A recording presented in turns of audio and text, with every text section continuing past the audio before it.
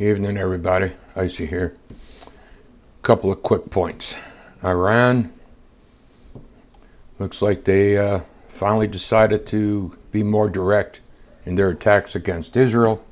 So my prayers go out to the people of Israel for these attacks, and my prayers go out to the innocent people in Iran who are fixing to have their butt handed to them by the Israeli Defense Force.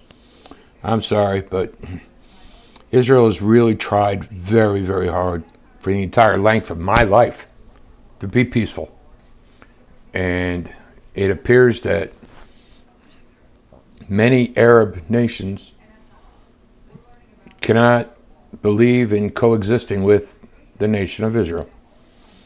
So they attacked them time and time again. Time and time again, Israel has kicked their butts and drove them back.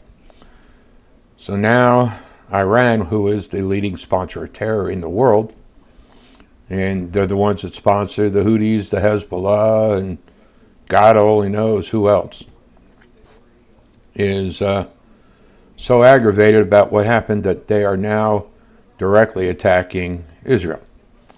So, in my personal opinion, I would suggest that the nation of Israel do two things. Number one, take out all their facilities that deal with the production of nuclear material. That means their entire program. I don't care how deep underground they are, use bunker buster bombs, whatever. You got to take them out.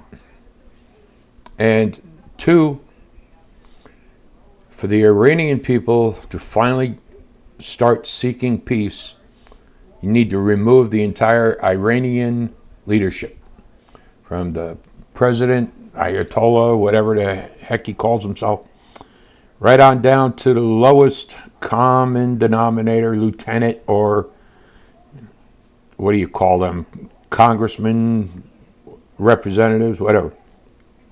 Take out the entire Iranian parliament. Let's put things into perspective. The United States is the one that caused problems with Iran in the first place. I admit that. I've read the documentation showing that it was the United States that, took Iran, which was a democratic country at the time, and reinstalled the Shah of Iran, which caused all kinds of crap, which led to the rise of the religious zealot leaders that are currently in Iran. So, yes, it's the United States' fault for screwing up in the first place. That's what happens when you get when it's all politics and no common sense. So, and you got to remember too, the girls in Iran, they didn't wear all the head covering. They wore 70s style clothing, mini skirts, go-go boots. They enjoyed being out in public, and now they're basically prisoners in their own nation. So, if Israel was smart, they would take out the entire Iranian regime and let them start over from scratch, where the women have equal voice in the actions of the country. Now, item number 2.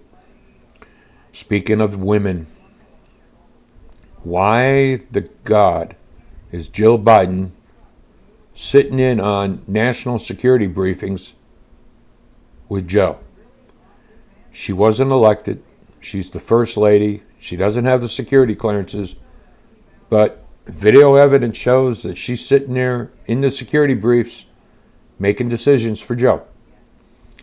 That right there is the actions of, as far as I'm concerned, it's treasonous. She wasn't elected. She wasn't selected. She wasn't voted for.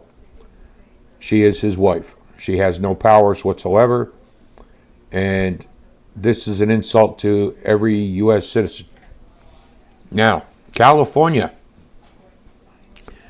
Governor Gavin Newsom signs a bill into law preventing the requirement of identification in order to vote. Why? If a local city or county within the state of California wishes to have verification of who the voters are, that's their right. That's the right of every American citizen to protect the voting integrity of the nation. Failure to protect the voting integrity of this nation is, in fact, treason. I don't care if you want to call it something else, but it's treason. Only American citizens can vote in American elections. If you go to Mexico, an American's not voting in Mexico. You go to the Philippines, an American's not voting in the Philippines. You go to Indonesia, an American's not voting in Indonesia. All these countries have voter ID cards, and for the most part, they use paper ballots, which is the most secure. It's harder to cheat when you vote in person with a voter ID and you put your little thumbprint on the election ballot to prove that it's you. These mail-in ballots, ballot harvesting, whatever you want to call it, in my estimation, is corruption above and beyond. Plain and simple. That is how you steal elections. That is how you destroy the actions of this government. Now, let's remember, this is a republic. We are not a democracy. So the people have the choice on what's going on, not you government officials. Right now, I just finished watching a video not too long ago of a mayor having a citizen of the city arrested because they were voicing an opinion against the mayor. Constitution allows for that. The mayor, enjoy your lawsuit. You're fixing to lose a lot. So, that's all the I have to really talk about today. Those issues. Oh, hats off to Pepsi. I'm sorry. Pepsi, you outdid yourself with this one. Mango Pepsi. God love you. I tried your peach too. It's really good too. Get rid of that wild cherry crap because it's always clogging up the shelves. You can't get rid of. You can't sell the crap. So what's that tell you? When you have a product that sells and you can't keep it on the shelf, that's what you make. When you have a product that you make and it stays on the shelves, time to get rid of it. I see out.